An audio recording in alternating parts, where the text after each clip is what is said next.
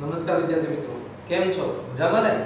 ચાલો આજે આપણે BE ના લેક્ચરમાં જે કાંઈ અભ્યાસક્રમ કર્યો હતો એનાથી થોડાક આગળ વધીએ છીએ. અગાઉ આપણે જે વાત કરી હતી એની વાત કરીએ છીએ કે ધંધાની લાક્ષણિકતાઓ. તો ધંધાની મુખ્ય 3 લાક્ષણિકતાઓ આપણે પૂરી કરી હતી. નફાનો હેતુ, તમે કોઈ પણ ધંધો કરો તો નફાનો હેતુ ખાસ જોવા મળતો હોય છે. એમાં આપણે વાત કરી કે ધંધો છે એ નફા માટે કરવામાં આવતી હોય, નફા સાથે પ્રવૃત્તિ થતી હોય, એ બધી વાત આપણે સર્જન કરી હતી. એ જ રીતે બીજો શબ્દ છે વસ્તુ અને સેવાનો વિનિમય. જો ધંધો કરવો હોય તો વસ્તુ અને સેવાનો ફરજિયાત વિનિમય થવો જોઈએ. ધંધો એટલે કે વેપાર આપણે કરતા હોય, એક જગ્યાએથી વસ્તુ લઈને બીજી જગ્યાએ આપણે આપતા હોય તો વસ્તુ કે સેવાનો વિનિમય થતો જોવો જોઈએ. અને જોખમ અને અનિશ્ચિતતા, ખાસ એ વાત શીખવાની. મેં તમને આ ટોપિક તમને 2 માર્કમાં પણ કીધો તો અને 3 માર્કમાં પણ પૂછાય. એકલો મુદ્દો 2 થી 3 માર્કમાં પૂછાયો છે. તો જોખમ અને અનિશ્ચિતતા એટલે શું? તો એમાં એવું કહી શકો, જોખમ અને અનિશ્ચિતતા એટલે શું મિત્રો? કે કોઈ પણ ધંધો કરતા હોય તેમાં જોખમ રહેલું હોય છે. તો જોખમ છે, ધંધો કરતા હોય, માલ વેચાય નહીં ત્યારે, કોઈ કુદરતી આફતો આવે ત્યારે, માનવ સર્જિત આફતો આવે ત્યારે, કે બજારમાં પરિવર્તન થવાને કારણે આપણા ધંધામાં પરિવર્તન થતું જોવા મળશે. એવી પરિસ્થિતિમાં મુખ્ય 3 એટલે કે નફાનો હેતુ, વસ્તુ કે સેવાનો વિનિમય અને જોખમ અને અનિશ્ચિતતા વિશે અભ્યાસ કર્યો હતો. હવે આપણે ચોથો મુદ્દો આપણે ભણવા જઈ રહ્યા છીએ. બધા પાસે ટેક્સ્ટ બુક હશે. આપણા લેક્ચરમાં જ્યારે વાણિજ્ય વ્યવસ્થા લેક્ચર આવે ત્યારે તમારે ટેક્સ્ટ બુક સાથે રાખવાની. ટેક્સ્ટ બુક પેજ નંબર 3 માં ચોપડીનું પાના નંબર 3 ઉપર આપણે અભ્યાસ કરીએ છીએ. એમાં ચોથો મુદ્દો આવ્યો હતો. આપણે જો તો વિદ્યાર્થી મિત્રો, ચોથો પોઈન્ટ શું છે? તૃષ્ટિ ગુણનું સર્જન. તૃષ્ટિ ગુણનું સર્જન એવો મુદ્દો છે. તૃષ્ટિ ગુણનું સર્જન ખાસ યાદ રાખજો. તૃષ્ટિ ગુણ એટલે કે આ તૃષ્ટિ ગુણનું સર્જન. તૃષ્ટિ ગુણ છે ને 2 શબ્દનો બનેલો છે. તૃષ્ટિ એટલે સંતોષ, ગુણ એટલે કે સંતોષ આપવાના ગુણને શું કહેશું આપણે? તૃષ્ટિ ગુણ તરીકે ઓળખવામાં આવે છે. આ સામાન્ય અર્થમાં આપણે તૃષ્ટિ ગુણ વિશે કહી શકીએ. સંતોષ આપવાના ગુણને શું કહેશું આપણે? તૃષ્ટિ ગુણ. પણ જો તમને 1 માર્કમાં પૂછે તો એની લખવાની પદ્ધતિ કંઈક અલગ છે. તે આપણે વાણિજ્ય ભાષામાં આપણે જે લખવું પડે એ જ લખવું પડે છે. તો તૃષ્ટિ ગુણનો અર્થ જોઈએ છે ટેક્સ્ટ બુકમાં. જો તો કે વસ્તુ કે સેવાની ઉપયોગિતા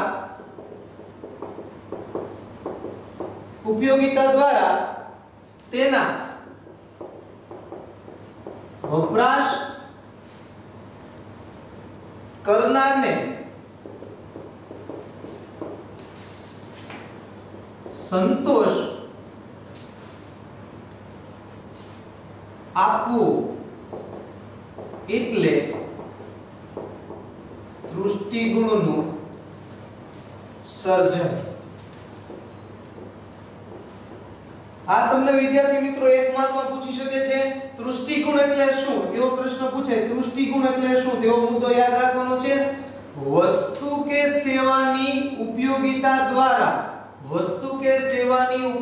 દ્વારા તેના વપરાશકારને, જે વસ્તુ કે સેવાનો ઉપયોગ કરતો હોય તે વપરાશકારને સંતોષ આપવાનો ગુણને શું કહેશું આપણે? તૃષ્ટિ ગુણ તરીકે ઓળખવામાં આવે છે. જો તમને આજે લેક્ચર ભણ્યો તમને મજા આવે તે તૃષ્ટિ ગુણ મેળો કહેવામાં આવે છે. આપણે કોઈ વસ્તુ ખરીદીએ અને એમાં આપણે એમ થાય કે પૂરેપૂરો સંતોષ મળે તો એ તૃષ્ટિ ગુણ તરીકે ઓળખવામાં આવે છે. તમે કોઈ પણ વસ્તુનો ઉપયોગ કરો અને એમાંથી તમને સંતોષ મળે તેને તૃષ્ટિ ગુણ તરીકે ઓળખવામાં આવે છે. હું તમને એવું યાદ કરાવું કે તમે બુક સ્ટોરે પેન લેવા ગયા અને પેન તમને 25 રૂપિયા કે 50 રૂપિયાની પેન લીધી, તમે ખરીદી અને એમાં તમને એમ લાગ્યું મને લખવાની બહુ મજા આવી, તો ઈ તમારો જે સંતોષ છે એને શું કહેશું આપણે? તૃષ્ટિ ગુણ. એ વસ્તુમાંથી મળી શકે ને સેવામાંથી મળી શકે છે. આપણે ઇન્ટરનેટ કરાવ્યું હોય તે સારી કોઈ કંપનીનું, હવે ઇન્ટરનેટ ચાલતું ન હોય, સમયસર આપણે લેક્ચર ન જોવાતા હોય તો આપણે એમ થાય કે એમાં સંતોષ, આ કંપનીમાં ઇન્ટરનેટ સારું નથી, તે અસંતોષ છે. પરંતુ જે તમે નેટ કરાવો એમાં તમને સંતોષ મળે તેને હું કહીશું આપણે તૃષ્ટિ ગુણ. એટલે વસ્તુ કે સેવાની ઉપયોગિતા દ્વારા આપણે વસ્તુ કે સેવાનો શું કરીએ છીએ? મેં બોલપેનનું ઉદાહરણ આપ્યું, સેવા ઇન્ટરનેટનું. વસ્તુ કે સેવાની ઉપયોગિતા દ્વારા એનો ઉપયોગ કરો છો, તેના વપરાશકારને, વપરાશક પણ આપણે બધા, વપરાશકારને સંતોષ આપવો એટલે તૃષ્ટિ ગુણનું શું થાય છે? સર્જન તરીકે ઓળખવામાં આવે કદાચ દૃષ્ટિકોણનું સર્જન ન બોલે પણ દૃષ્ટિકોણ તરીકે બોલીએ કે તો વસ્તુ કે સેવાને ઉપયોગી દ્વારા જે સંતોષ મળે અથવા તો જે વપરાશ કરનાર વ્યક્તિને સંતોષ મળે તેને શું કહેવામાં આવે છે? દૃષ્ટિકોણ તરીકે ઓળખવામાં આવે છે. ખાલી તમને શબ્દ દૃષ્ટિકોણ વિશે પણ પૂછી શકે છે. સર્જન શબ્દ ન લખે એ ખાલી શું લખે? દૃષ્ટિકોણ. દૃષ્ટિકોણ એટલે શું? વસ્તુ કે સેવાને ઉપયોગી દ્વારા તેના વપરાશકારને જે સંતોષ મળે તેને શું કહેશું આપણે? દૃષ્ટિકોણ તરીકે ઓળખવામાં આવે છે. વિદ્યાર્થી મિત્રો, દૃષ્ટિકોણનું સ્વરૂપ છે ને, જે સ્વરૂપ, એ સ્વરૂપ તમારી એમ જોવા જઈએ સ્વરૂપ છે 3 દ્રષ્ટિએ છે. સ્વરૂપ કેટલી દ્રષ્ટિએ છે? 3. પહેલું છે સ્વરૂપ સ્થળની, બીજું છે સ્વરૂપની દ્રષ્ટિએ એના પ્રકાર તરીકે ઓળખી શકાય કે દૃષ્ટિકોણના પ્રકાર તો સ્વરૂપની દ્રષ્ટિએ, બીજું સ્થળની દ્રષ્ટિએ અને ત્રીજું સમયની દ્રષ્ટિએ. ખાસ યાદ રાખજો તેના પ્રકાર. તમને પૂછે કદાચ કે દૃષ્ટિકોણના આપણે કેટલા પ્રકાર અથવા દૃષ્ટિકોણ કેટલી રીતે સર્જન થાય છે, તો કેટલી રીતે સર્જન થાય છે? 3 રીતે. કેટલી રીતે સર્જન થાય? 3. કયા કયા? એક સ્વરૂપની દ્રષ્ટિએ, એક સ્થળની દ્રષ્ટિએ અને એક સમયની દ્રષ્ટિએ. આમ જોવા જઈએ દૃષ્ટિકોણનું સર્જન કેટલી રીતે જોવા મળે છે? સ્વરૂપની દ્રષ્ટિએ, સ્થળની દ્રષ્ટિએ અને સમયની દ્રષ્ટિએ તો જોવા મળે છે. હવે એમાંથી એક મુદ્દો આપણે અભ્યાસ કરીએ છીએ. ફરીવાર દૃષ્ટિકોણના કેટલા પ્રકાર અથવા દૃષ્ટિકોણ કેટલી રીતે સર્જન થાય છે? 3 રીતે મિત્રો. સ્વરૂપની દ્રષ્ટિએ, સ્થળની દ્રષ્ટિએ અને સમયની દ્રષ્ટિએ. તો સૌપ્રથમ પહેલી વાત કરીએ જે છીએ આપણે તો એ સ્વરૂપની દ્રષ્ટિએ છે. જોઈએ છીએ તેમાં ચોપડીમાં જોતા જાજો. કાચા માલનું શેમાં? તૈયાર માલમાં. કાચા માલનું તૈયાર માલમાં રૂપાંતર થાય તેને શું કહેવાય? સ્વરૂપની દ્રષ્ટિએ અને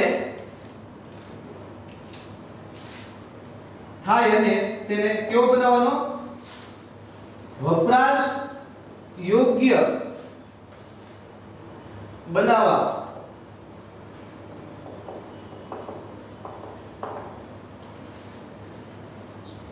ચાલો આપણે એમ કહીએ કાચા માલ માટે એમ કહેવાય કે તૈયાર માલનું રૂપાંતર થાય અને તેને વપરાશ યોગ્ય બનાવવામાં આવે તો તેને શું કહેશું આપણે?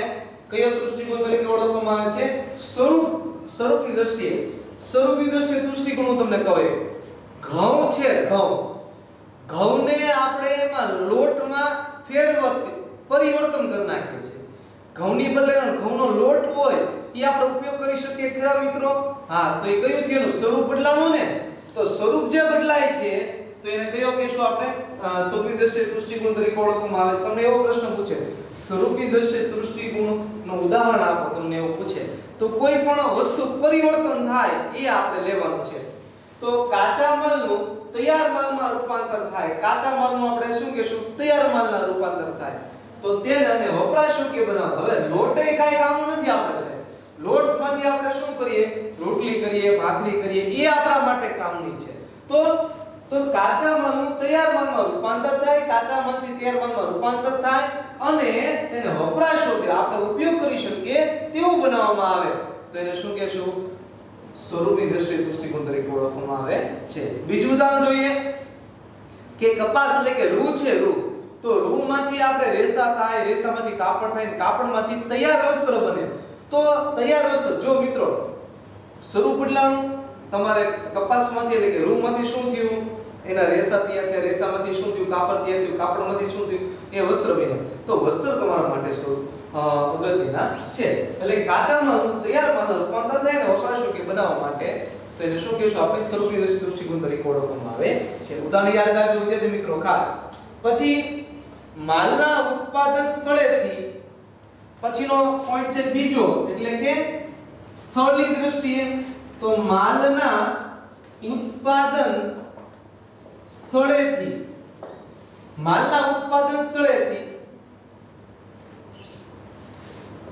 ઉપભોક્તા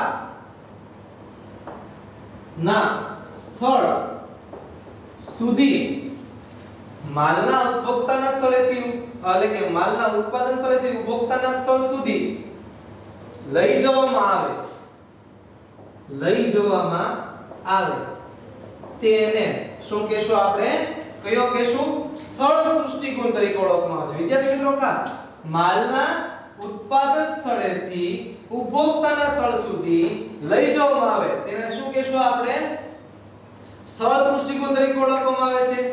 માલના ઉત્પાદન સ્થળેથી ઉપભોક્તાના સ્થળ સુધી લઈ જવામાં આવે તો તેને શું કહેશું આપણે? એને સ્થળ દૃષ્ટિકોણ તરીકે ઓળખવામાં આવે છે.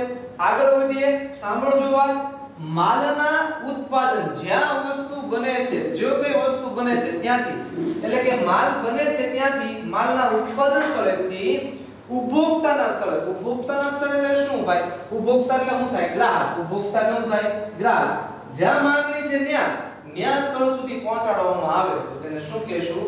સ્થળ દૃષ્ટિકોણ તરીકે ઓળખવામાં આવે છે.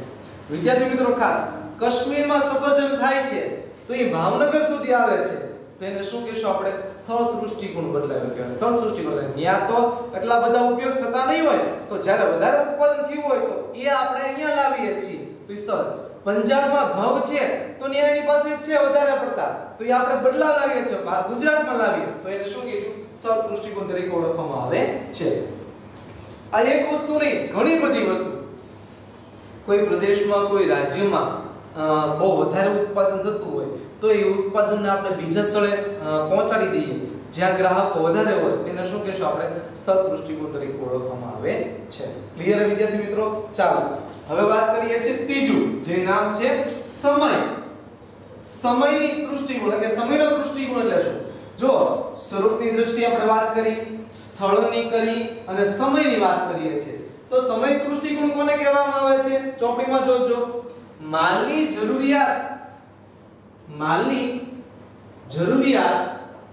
ન હોય, માલની જરૂરિયાત ન હોય ત્યારે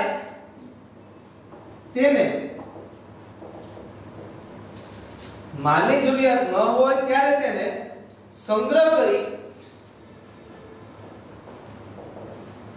જરૂરિયાતના સમયે પૂરો પાડવો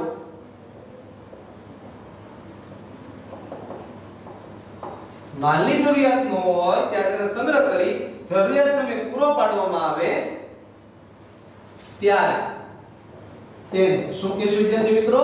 આપણે એમ કહેવાય કે સમય દૃષ્ટિકોણ તરીકે ઓળખવામાં આવે છે. માલની જરૂરિયાત ન હોય, સાંભળજો, માલની જરૂરિયાત ન હોય એટલે કે અત્યારે આપણે કોઈ કામ નથી, અત્યારે આપણે એનો સંગ્રહ કરી રાખીએ, જ્યારે જરૂરિયાત પડે ત્યારે એનો ફરીવાર આપણે ઉપયોગ કરીએ તો માલની જરૂરિયાત ન હોય ત્યારે તેને સંગ્રહ કરી જરૂરિયાત સમયે પૂરો પાડવામાં આવે છે તો એને શું કહેશું આપણે? સમય દૃષ્ટિકોણ તરીકે ઓળખવામાં આવે છે. ફરીવાર યાદ કરાવું તમને. દાખલા તરીકે આપણે જ્યારે ઉનાળામાં કેરીનું ઉત્પાદન થતું હોય તો જે તે સમયે કેરીનો રસ તો તમને 12 માસ મળશે તો એમાં શું કરી શકાય છે? તો કેરીનો રસ છે એ એક સમયે સંગ્રહ કરી રાખવામાં આવે છે, જ્યારે જોતો હોય ત્યારે એને આપવામાં આવે છે. એમ ઘણી બધી વસ્તુ છે આપણે જે ઉપયોગ કરીએ છીએ હાલમાં તો એ બધું શું છે? દાખલા તરીકે માલની જરૂરિયાત ન હોય, કેરી રસની જરૂરિયાત નથી તો એ કેરીનું ઉત્પાદન કર્યા પછી એ કોલ્ડ સ્ટોરેજમાં રાખી દેવામાં આવે. રાખ્યા પછી જ્યારે જરૂર હોય કેરીનો ફરીવાર આપણે શું કરતા હોય છે? ઉપયોગ કરવામાં આવે છે. આવી એક વસ્તુ નહીં મિત્રો, અનેક વસ્તુ આપણે આવી થતી જોવા મળશે. આમ જોવા જઈએ તો દૃષ્ટિકોણ એટલે શું ભાઈ? ફરીવાર ટોપિક લઈએ. વસ્તુ કે સેવાનું ઉત્પાદન દ્વારા તેનો વપરાશ કરવા માટે સંતોષ આપવો હોય એટલે દૃષ્ટિકોણનું સર્જન તરીકે ઓળખાય છે. એના મુખ્ય 3 પ્રકાર, 3 સ્વરૂપે જોવા મળે છે: સ્વરૂપની દ્રષ્ટિએ, સ્થળની દ્રષ્ટિએ, સમયની દ્રષ્ટિએ.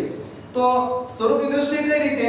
તો કાચા માલનું તૈયાર માલનું રૂપાંતર થાય, વપરાશ યોગ્ય બનાવવામાં આવે છે. પછી બીજો, માલના ઉત્પાદન સ્થળેથી ઉપભોક્તાના સ્થળ સુધી લઈ જવામાં આવે છે અને માલની જરૂરિયાત ન હોય તો સંગ્રહ કરી જરૂરિયાત સમયે પૂરો પાડવામાં આવે છે. ઓકે વિદ્યાર્થી મિત્રો, ચાલો આપણે ચોથો પોઈન્ટ આમાં પૂરો કર્યો છે, દૃષ્ટિકોણનું સર્જન. હવે જે વાત કરીએ છીએ એ આપણે પ્રવૃત્તિનું સાતત્ય એટલે કે પાંચમો મુદ્દો આપણે અભ્યાસ કરવાનો છે. પાંચમો મુદ્દો આપણે અભ્યાસ કરે છે પેજ નંબર 3 ઉપર આપણે વાત કરીએ છીએ ત્યારે વાણિજ્ય વ્યવસ્થામાં.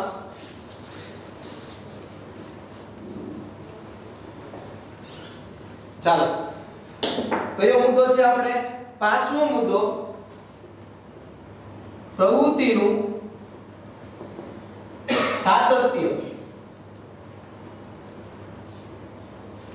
પ્રવૃત્તિનું સાતત્ય એટલે શું? તો પ્રવૃત્તિ કન્ટિન્યુટી એટલે કે સતત ચાલતી હોય એવી પ્રવૃત્તિને આપણે કહેવામાં આવે છે કે પ્રવૃત્તિનું સાતત્ય તરીકે ઓળખવામાં આવે છે. જ્યારે આપણે ધંધો કરતા હોય તો એવું ન હોય કે પ્રવૃત્તિ અમુક સમયે થવી જોઈએ અમુક સમયે નહીં. પ્રવૃત્તિ સતત થવી જોઈએ એને પ્રવૃત્તિનું સાતત્ય તરીકે ઓળખવામાં આવે છે. ધંધામાં ચોપડીમાં ધ્યાન રાખજો, ધંધામાં બોર્ડમાં પણ લખું છું, ધંધામાં વ્યવહારો જે વ્યવહારો કરીએ છીએ એ વ્યવહારો કેવા હોવા જોઈએ? તો એમ કે છે નિયમિત અને સતત થતા રહેતા હોય રહે છે એટલે કે સતત થાય છે. તો એક અંડરલાઈન કરવાની કે ધંધાની પ્રવૃત્તિ જે થતી હોય એ કેવી હોવી જોઈએ? નિયમિત હોવી જોઈએ અને સતત હોવી જોઈએ. ધંધાની પ્રવૃત્તિ છે કેવી હોવી જોઈએ? ધંધાની પ્રવૃત્તિ સતત નિયમિત હોવી જોઈએ અને સતત રહેવી જોઈએ એવો શબ્દ કહે છે. પ્રવૃત્તિનું સાતત્યમાં ધંધાના વ્યવહારો નિયમિત અને સતત રહેતી જોવા મળે છે. આગળ વધીએ, બીજો ટોપિક છે આપણે તો એમ કે છે કે ધંધો સતત ચાલતી આર્થિક પ્રવૃત્તિ છે. ધંધા એ સતત રીતે ચાલતી આર્થિક પ્રવૃત્તિ છે.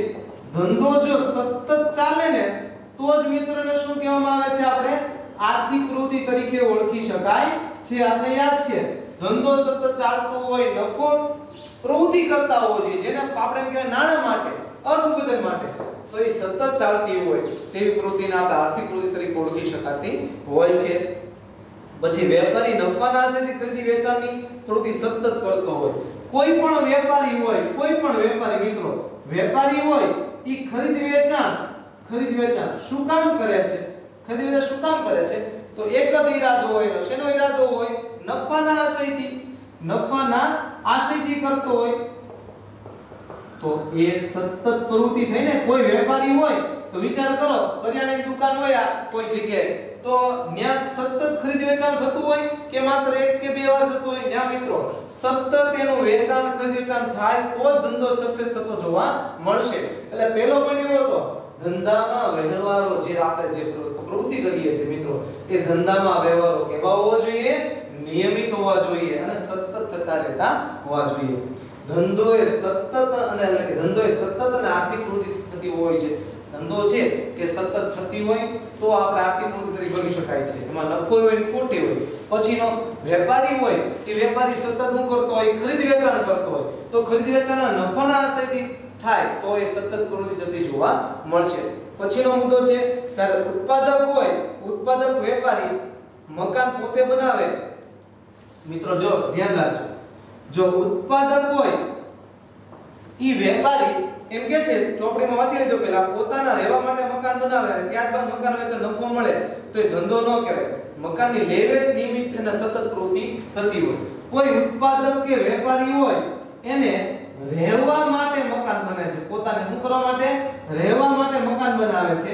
મકાન બનાવે અને ઈ મકાન એને શું કરી દીધું? વેચી દીધું. ઈ મકાન શું દીધું? વેચી દીધું. વેચીને એમાંથી શું મળ્યો? નફો. તો ઈ નફો મળે તેનો ધંધો કહેવાય ખરા? ધંધો કહેવાય કે ધંધો ના કહેવાય? ધંધો કહેવાય નહીં. શા માટે ન કહેવાય? કેમ કે જે વ્યક્તિ હતો ઈ સતત આ પ્રવૃત્તિ કરતો હતો, નિયમિત કરતો હતો ના, એ સતત કે નિયમિત કરતો નથી. પોતાને રહેવા માટે મકાન બનાવ્યું છે અને ક્યારેક ઈ વેચાણ અને મકાનમાં ન ભાવ્યું એટલે મકાન વેચી દીધું. એ 25 લાખનું મકાન હતું એ 30 લાખમાં ગયું તો 5 લાખનો નફો થયો તો શું એ મકાનમાં એને ધંધો કહેશું? ના મિત્રો, ધંધો કહેવાય નહીં. કેમ કે એને નિશ્ચિત નથી, રોજીરોટી પ્રવૃત્તિ નથી. જો કોઈ દલાલ છે, કન્સ્ટ્રક્શન વાળા હોય તે રોજીરોટી પ્રવૃત્તિ હોય તો એને આપણે ધંધો તરીકે ઓળખી શકાય છે. એટલે ખાસ ઉદાહરણ તરીકે યાદ રાખવાનું, ઉત્પાદક કે કોઈ વેપારી હોય એ રહેવા માટે મકાન બનાવે. ઉત્પાદક કે વેપારી હોય તો રહેવા માટે મકાન બનાવે. પણ એ મકાન શું કહેવામાં આવે છે?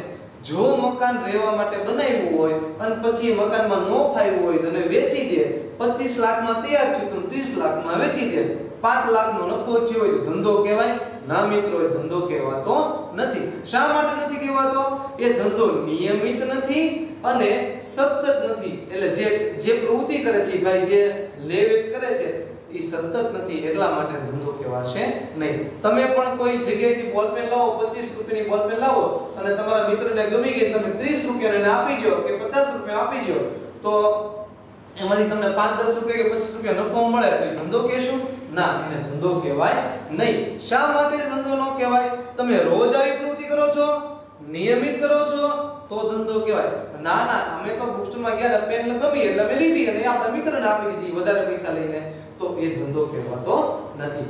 ફરીવાર પ્રવૃત્તિનું સાતત્ય. પ્રવૃત્તિનું સાતત્ય એટલે પ્રવૃત્તિ જ્યાં ધંધો એટલે શું? પ્રવૃત્તિ સતત શરૂ રહે, એને ધંધામાં વ્યવહારો નિયમિત અને સતત થતા રહે છે. ધંધો સતત અને એટલે કે સતત આર્થિક પ્રવૃત્તિ કહેવામાં આવે છે. વેપારીનું ખરીદ વેચાણ નફાના આશયથી સતત પ્રવૃત્તિ થતી જોવા મળે છે. જો ઉત્પાદન કે વેપારી મકાન રહેવા માટે બનાવે અને વેચી તેમાં નફો મળે તો ધંધો કહેવાય નહીં. પરંતુ જે વેપારી સતત આવી પ્રવૃત્તિ કરો નિયમિત થતી હોય એને આપણે ધંધો તરીકે ઓળખવામાં આવે છે. ચાલો, છઠ્ઠો પોઈન્ટ છે આપણે નાણાંની જરૂરિયાત. છઠ્ઠો મુદ્દો છે આપણે અત્યાર સુધી આપણે 5 મુદ્દા શીખી ગયા છે. પહેલો મુદ્દો યાદ કરીએ છીએ નફાનો હેતુ, બીજો મુદ્દો યાદ કરીએ છીએ વસ્તુ કે સેવાનો વિનિમય, ત્રીજો મુદ્દો યાદ કરીએ છીએ જોખમની અનિશ્ચિતતા, ચોથો મુદ્દો દૃષ્ટિકોણનું સર્જન, પાંચમો પ્રવૃત્તિનું સાતત્ય અને છઠ્ઠો પોઈન્ટ છે આપણી પાસે નાણાંની જરૂરિયાત. તમારે જો ધંધો કરવો હોય મિત્રો તો નાણાં જોશે. રૂપિયા વગર કાંઈ થતું નથી. એવું કહેવામાં આવે છે માનવના શરીરમાં જેમ લોહીનું મહત્વ છે એમ ધંધામાં નાણાંનું મહત્વ છે. તેમ કે છે ધંધાની શરૂઆતથી માંડીને અંત સુધી નાણાં જોઈએ છે. ક્યાંથી ક્યાં? ધંધાની શરૂઆતથી અને અંત સુધી. એવું આપણું વાણિજ્ય વ્યવસ્થા કહે છે કે જ્યારે તમે ધંધાનો વિચાર કરો ને મિત્રો, ધંધાનો વિચાર કરો ત્યારથી નાણાંની જરૂર પડે. જ્યાં સુધી માર્કેટમાં વસ્તુ વેચાઈ ન જાય અને વેચાઈને ઉઘાડી ન થાય ત્યાં સુધી નાણાંની જરૂર પડતી જોવા મળશે. એટલે શરૂઆતથી અંત સુધી નાણાંની જરૂરિયાત રહેતી જોવા મળે છે. નાણાંની જરૂરિયાત કે ક્યાંથી ક્યાં રહેશે? શરૂઆતથી અંત સુધી નાણાંની જરૂરિયાત થતી જોવા મળશે. પછીનો પોઈન્ટ છે ફેક્ટરીમાં કાચા માલનું તૈયાર માલનું ઉત્પાદન કરવું અને વેપારીનો માલ. તો એવો શબ્દ અહીંયા ઉદાહરણ તરીકે કીધું છે કે ભાઈ કારખાના હોય, કારખાનામાં તો કાચા માલનું આપણે શેમાં ઉત્પાદન કરીએ છીએ? કાચા માલનું. તો અર્ધ તૈયાર માલ, અર્ધ તૈયાર માલનું શેમાં? તૈયાર માલ. તૈયાર માલનું શેમાં? તો વેચાણ થાય. અને મેં તમને ત્યાં સુધી કીધું જ્યાં સુધી ઉઘરાણી ન થાય ત્યાં સુધી નાણાંની જરૂરિયાત પડતી હોય છે. નાણાંની જરૂરિયાત ક્યાંથી? તો શરૂઆતથી અંત સુધી. મિત્રો નાણાંની જરૂરિયાત ક્યારે ધંધામાં? શરૂઆતથી અંત સુધી. ઉદાહરણ તરીકે કારખાના કે ફેક્ટરીમાં કાચા માલની જરૂરિયાત પડે છે. કાચા માલ માટે પૈસા, કાચો માલ તમે ખરીદો પૈસા જરૂર પડે ને મિત્રો, તો પૈસા જરૂર પડે છે. પછી એમાં અર્ધ તૈયાર માલ ઉત્પાદન થાય છે, તૈયાર માલ અને વેચાણ કર્યા પછી ઉઘરાણી માટે પણ નાણાં જરૂરિયાત પડે છે. ઉદાહરણ તરીકે હું તમને કહું, આપણે એક કાપડની ફેક્ટરી છે. ઈ કાપડની ફેક્ટરીમાં આપણે કાચા સ્વરૂપે રૂ લેવું પડશે. રૂમાંથી આપણે રેસા તૈયાર કરીએ, રેસામાંથી કાપડ તૈયાર થાય. તો કાપડ કોઈ વેપારીને આપશું, કાપડ કોઈને વેપારીને આપશું તો વેપારી ડાયરેક્ટ પૈસા નહીં આપી દે. અમુક વેપારી આપશે, અમુક નહીં આપે. તો અમુક જે નથી આપતા જ્યાં સુધી ઉઘરાણી ન થાય ત્યાં સુધી આપણે નાણાંની જરૂરિયાત પડશે. તો એવો શબ્દ કે શરૂઆતથી ધંધો અંત સુધી આપણે નાણાંની જરૂરિયાત પડે છે. શરૂઆતથી માંડીને અંત સુધી નાણાંની જરૂરિયાત પડતી જોવા મળે છે. એટલે આપણે એવું યાદ રાખીએ નાણાંની જરૂરિયાત ક્યારે? ઘણા મગજમાં ધંધો શરૂ કરીએ ત્યારે નાના મિત્રો તમે જ્યારથી વિચાર કરવાનું શરૂ કરો ત્યારથી પૈસાની જરૂર પડે, જ્યાં સુધી અંત થાય ત્યાં સુધી નાણાંની જરૂરિયાત રહેશે. એટલે શબ્દ શરૂઆતથી અંત સુધી જરૂર પડે છે. ઉદાહરણ કાચા માલ, તૈયાર કાચા માલ, તૈયાર માલ અને વેચાણ સુધીની તબક્કામાં જોવા મળે છે. ચાલો પછીનો એક સાતમો મુદ્દો અને છેલ્લો મુદ્દો છે આર્થિક પ્રવૃત્તિ. જે આપણે ભણી ચૂક્યા છીએ એમાં કઈ આપણે અભ્યાસ કરવાનો જરૂરિયાત છે ને, પણ તો પણ જોઈએ છે. ધંધો એ નાણાંના ઉપાર્જન દ્વારા નફો મેળવવાના હેતુથી કરવામાં આવતી આર્થિક પ્રવૃત્તિનો એક ભાગ છે. સાતમો મુદ્દો કયો છે? આપણે આર્થિક પ્રવૃત્તિ છે. ધંધો શું છે? તો એક એમ કે છે ધંધો એ આર્થિક ઉપાર્જન કરવામાં આવતી એક આર્થિક પ્રવૃત્તિ તરીકે ઓળખવામાં આવે છે. ધંધો એક આર્થિક પ્રવૃત્તિ છે. શા માટે? કેમ કે અર્થ ઉપાર્જન કરવામાં આવે છે તે માટે આર્થિક પ્રવૃત્તિ તરીકે ઓળખવામાં આવે છે. કુલ આપણે જોવા જઈએ કુલ કેટલા લાક્ષણિકતાઓ છે આપણી પાસે? ધંધાની લાક્ષણિકતામાં છે તો ધંધાની કુલ લાક્ષણિકતા કેટલી છે આપણી પાસે? 7 લાક્ષણિકતા છે જોવા મળે છે. પહેલો પોઈન્ટ કે નફાનો હેતુ, બીજો વસ્તુ કે સેવાનો વિનિમય, પછી જોખમની અનિશ્ચિતતા, પછી ચોથું દૃષ્ટિકોણનું સર્જન, પાંચમું પ્રવૃત્તિનું સાતત્ય, છઠ્ઠું નાણાંની જરૂરિયાત અને આર્થિક પ્રવૃત્તિ. વિદ્યાર્થી મિત્રો આ 7 લક્ષણો તમને આવડતા હોવા જોઈએ. હવે પછી આપણે આગળના લેક્ચરમાં ધંધાના આર્થિક એટલે હેતુ વિશે અભ્યાસ કરવાનો. ત્યાં સુધી નમસ્કાર.